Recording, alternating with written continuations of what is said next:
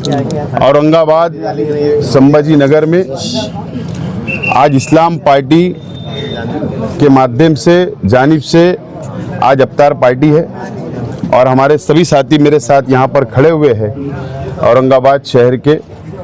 उनकी अफ्तार पार्टी के लिए मैं औरंगाबाद जा रहा हूँ और रमज़ान का पवित्र महीना चल रहा है और रमज़ान के पवित्र महीने में दुआ करना, अल्लाह से मांगना, अल्लाह को राज़ी करना, इबादत करना, ये पवित्र महीना है, रोज़ा रखना।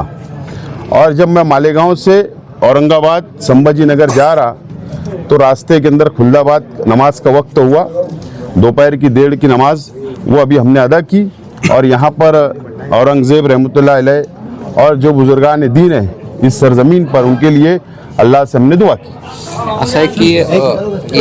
असं आहे की वारंवार म्हणजे इथे कबरीवरती आहे ना, ह्याला तुम्ही समर्थन करता का? म्हणजे औरंगजेबाने जे केलं सगळं त्याचं समर्थन करणं असं आहे का? रमज़ान महीना है, रमज़ान महीने में सबके लिए, देशवासियों के लिए, अमन शांति के लिए दुआ करने के लिए हम नमाज में भी दुआ होती है और औलिया दरगाह के ऊपर आकर भी हम दुआ करते हैं और हमने दुआ किया।